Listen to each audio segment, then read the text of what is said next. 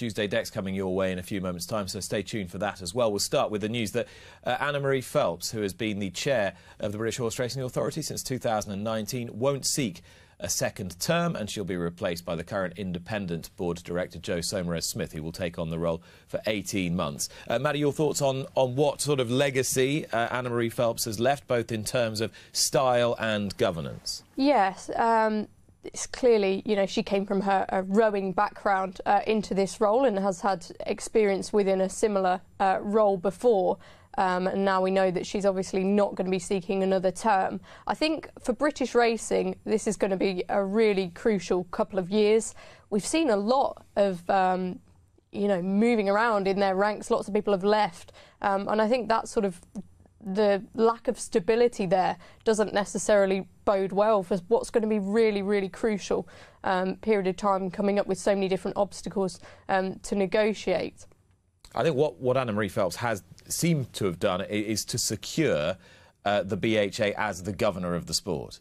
You know, rather than just being a regulator, she's managed to secure a position, bargain a position that the BHA would actually have a strengthened role as the leader, even though she won't be the chair. I mean, how important do you think that is to have a sort of independent, you know, governing arm? I think it is important, and there's so many different aspects to the way that racing's run. We often talk on this show about how debates are coming from so many different corners and different stakeholders represented, and it's a tough job to be able to juggle all of that. And perhaps we're going to see some changes in the way that British racing is run and the structure of that going forward. Yeah, and Jo Saunas-Smith, who takes over, he was on the show a few weeks ago. He is the chair of the Levy Reform Group, and he's also been an instrumental part of the BHA and the industry-wide submission to the gambling review. So it's quite clear that the stakeholders feel that these are the key priorities now, the hard stuff, the meaty stuff, the levy reform right at the top of the list. Yeah, I was going to mention that you'd anticipate with his background that's going to be one of the first things on his list. OK, let's talk about the issue of jockeys' weights. The BHA has had a look at this and they've reshaped the situation as to what sort of allowance jockeys have in order to offset the fact that there won't be any saunas used in Britain, nor indeed in Ireland quite soon. What's your sort of overarching feeling on this? It's confusing to get your head around, isn't it? A little. So they've got the extra pound now in their safety allowance. Of course, there was a big uproar in the jockey ranks when this initially came out, and the other side of it as well is now that the published weights in the race cards are going to change as well to reflect more accurately the weights that jockeys are carrying. I'm a big advocate for transparency, and obviously when you're a punter, any information that you can get your hands on is key, so I think that's a good move. And we've also got the issue of saunas as well, and the fact that they're not going to be in use. So lots of decisions being made, and I think not necessarily they're always the most harmonious decisions, but there's good intent behind them. Jockey weight's a very, very key sort of aspect to our sport, and I think perhaps the days are gone where we sit there and accept that jockeys using perhaps sort of old-fashioned methods to lose weight. I think that's something that we need to keep more of an eye on going forward. So yeah, it's good intent behind it. Obviously, we heard last summer the sort of overarching narrative when the full allowance was there that, you know, jockeys were in a better place because they weren't sweating so much, they weren't using saunas. But it's now that consistency, isn't it, with their weights? Well, yeah, but now we're hearing, well, if I can't use a sauna just to take off that pound that I need to take off, then I'll have to, you know, go running around the track twice, and I'll have to get sweat in the car using bin liners and, you know, sweat at home, and my life's going to be even more miserable. And that isn't it surely the case that you have to trust people to look after themselves responsibly? And if a sauna is part of that, then is there anything wrong with that? I don't think so, and I think we should listen to jockeys, because at the end of the day they're the ones who are responsible for their weight, and they know how best to moderate it and to keep on top of it. And as you say, if you get rid of saunas, does that mean that they'll just turn to other means to do the same job. So I think there needs to be a clear discussion and dialogue here, and I think we need to trust our jockeys, because there's been so much development in the last couple of years in terms of diet, personal training, fitness. I think it was Stan Shepherd who's had such a breakout season, saying a personal trainer has changed his approach. So we're going to see more of this going forward, and weight's going to be a big part of the discussion. OK, let's talk about the decision to keep Robbie Power on Manila Indo after he'd ridden him in the Irish Gold Cup, in preference to Jack Kennedy, who rode the horse in last year's Gold Cup. I had my say on this the other day, Maddy, so do you get the logic here? I do, and I think it's interesting because we're talking about horses who, maybe quirky's a bit harsh, but they're individuals, and their sort of characteristics are particularly suited to different jockeys. Jack Kennedy, so successful aboard Manila Indo last year. Is he really going to be without a ride in the Gold Cup? Davy Russell seems to get on fantastically with Galvin. And then that leaves Robbie Power on Manila Indo and Rachel Blackmore on A Plus Tard. So and Jack Kennedy sitting in the weighing room. Indeed, if Conflated doesn't run. Which seems crazy, but I think in my mind Conflated will go to the right now. I think that's the race I'd run him in. And he won't ride him there either, because they say Davy Russell's going to ride him. Exactly. So you've got last year's Gold Cup winning jockey without a ride, but that just shows how competitive the jockey ranks are in Ireland, and indeed how it's a bit like a merry-go-round.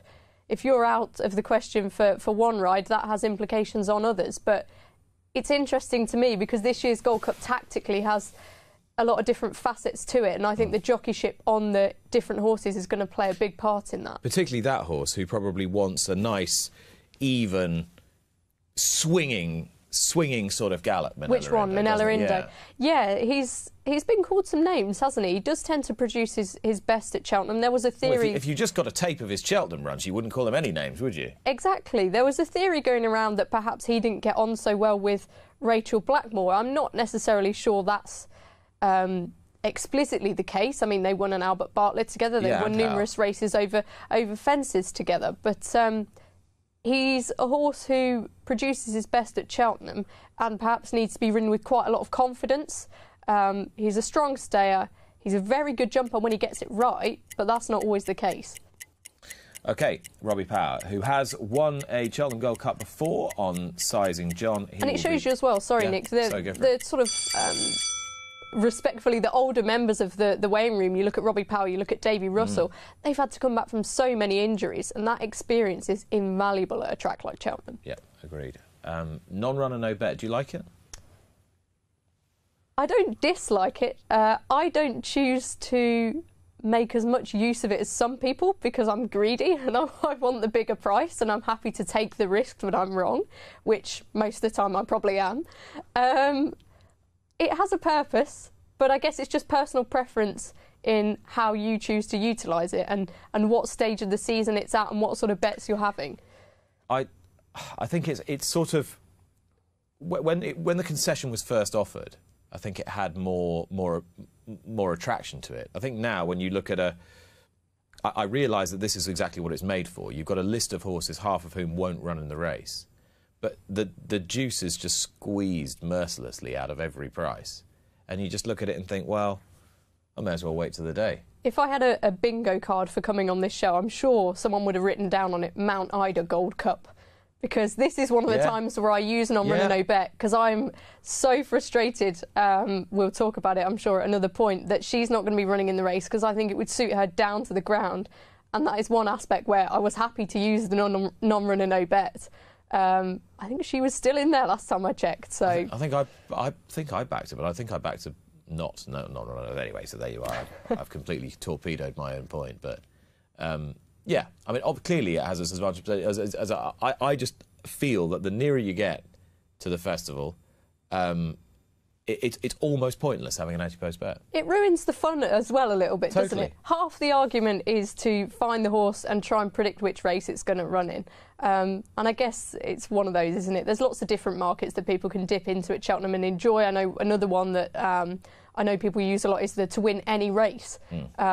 And that can be quite tasty if you get on one at the right time. But personally, yeah, I like trying to do it the old-fashioned way. And if I'm wrong, which I probably am, then so be it. Yeah, and if you actually get one lining up, then you feel like you've half won, Exactly. which was part of the fun. Oh, here we go. This is we limit this. There's a quite a good reason why these get limited to 2 minutes, and this is one of them this week because I'm so done with the 5-day festival chat now. I think I must have talked about it a couple of times every time I come on this show. Yeah. Listen, do you want my personal opinion? Of course, I always want your personal opinion. I hate it. I don't think it should happen. I think it would be a terrible move for the sport. I think it would be a terrible move if you're a fan of racing. I think someone's got to come forward and say, let's put the interests of the sport first.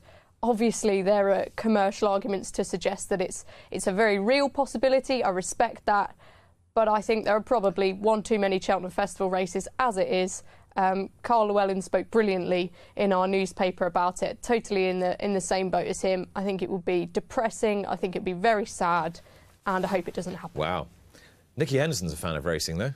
He likes it. Yes. Kim Bailey's a great fan of racing. He likes it. I spoke to Kim Bailey. Lots of owners like it. During the week. They do, but... Are many people really calling for it? It's going to make loads of money. They're saying it might happen, but who's actually, as a spectator, going, yeah, I really want that to happen? 6 race cards. What about people who can't get racing on a weekday, want to go on the Saturday? Well, as I spoke to Kim Bailey, he said he hopes the Gold Cup wouldn't go to a Saturday because then it would have to compete with all the other sporting events. Most people manage to get it off one way or another, don't they? I'll be there. You work for the Racing Post. Yeah, no, I know. That was tongue-in-cheek. But, you know, there are so many other sporting events that happen midweek as well that people manage to get there. And, hey, maybe in the future we have a 4-day Cheltenham Festival that does go over to the Saturday. Why do we need to make it 5 days?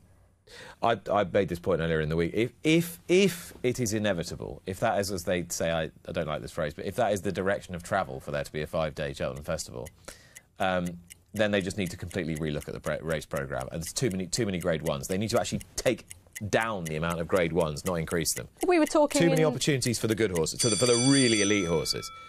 We're going to get small fields in a minute as well. We're still going out of our 2 minutes on this issue. But we were talking earlier, look at the Turners. You know, you've got 2 fantastic horses. How many other horses are going to run? 2 maybe. The Supreme, how many runners this year compared to... I think it's going to be 8 or 9, isn't it? Years and years ago. How many is it? We should have them through, roughly, how many there are in the Supreme. Hang on, he's counting. He's counting. 9 in the Supreme. Case closed. There you are. Breaking news. Well, it will have broken on Twitter 11 minutes ago, but breaking news, 9 in the Supreme. Yeah. Yeah, there you are. Right, OK. Too many Grade 1s. Britain versus Ireland. Is this narrative overplayed, Maddy, or not? I find it quite fun. It tells a story. It's important. We have to find out why. Do we care whether winners are trained? Should we care whether winners are trained? Yes, I think we do. Get on and back them? Yeah, because if there's any suggestion of unfairness in a handicapping sort of perspective, then I think that needs to be tackled. For what it's worth, I think Ireland's dominance is so strong that, I mean, you look at the Imperial Cup, put an extra £5 on that horse's back, it's not going to make any difference at all. Last year's Grand National, how many was it 9 of the first 10 Irish trained? You could put more weight on their back and that would have made a great deal of difference. But I think, yeah, we want our sport to succeed in Britain in its own right at different levels. And if we can't compete, then that's a shame because we have the trainers to do it. We have, you know, magnificent jockeys and horsemen. They just need to get these horses in their hands. That's something Ireland's dominating. Does it matter from a fan interest point of view this week?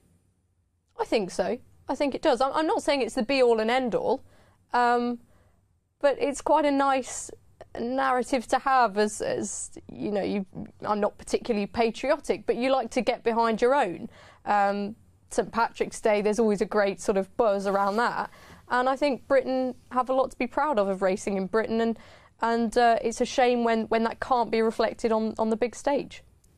If Constitution Hill and Edwardstone win the first 2 races, will you walk into the paddock with one of those small Union Jacks that people have when there's a Diamond Jubilee or whatever? I'm not sure about that, but initially when I was looking at the handicap fields for this year, I did have more hope that Britain would do better, but so many of them can't even get into the races because the Irish horses are rated so high. And if Willie Mullins has, you know, however many Grade 1 horses in his yard, then he can afford to put a Galopin Des Champs in a Martin Pipe and he'll win as well. So it's pure dominance. And I think it teaches us a lot about where our sport is at and what we can do going forward. OK. And this was a festival prize money. I hadn't really given this a massive amount of thought, but I got an email from Chris Rodway saying that 75 grand to the winning owner of the Supreme Novices Hurdle just isn't good enough for a festival meeting of this calibre, the great 4 days in the sport. The prize money isn't great. Well, obviously it's better than it is at most places, but has he got a point or not? Of course he has, and it's still an issue that's reflected across the whole spectrum. And I suppose we're talking about small fields, but even, I mentioned the Carl Llewellyn piece again, a lot of owners would rather finish 5th or 6th in a race at Cheltenham than win another race for as much prize money. Perhaps that's part of the reason why we see some of the sort of shape of fields that we do. Prize money's long been an issue in British racing, and I mentioned it in a column I did for the Racing Post not so long ago about the prosperity of racing in France and the equivalent in their Grand Steeplechase de Paris. I think the prize money in 10 years has gone up 171%, and in the same time the Gold Cups went up something like 70%. So that tells a tale. But when you have the real big spending owners, the kind of 200, 300, 400, 500,000 spending owners, pretty well knowing that they can't get a return back with prize money, and you have Paul Nicholls sitting in that seat saying, my owners are not, it's not they don't care about prize money, but they are not motivated by it and driven by it. Does that not then give licence to the racecourses to say, well, we'll give you good prize money, but we don't need to make it stratospheric, because what's the point? It doesn't make sense from a business point of view. I understand that. And so many racecourses do put on good prize money. Nick Alexander speaking before about Kelso, that was rewarded. And it was good to see big fields in the big races at Sandown tomorrow on the eve of Cheltenham. Yesterday, yeah.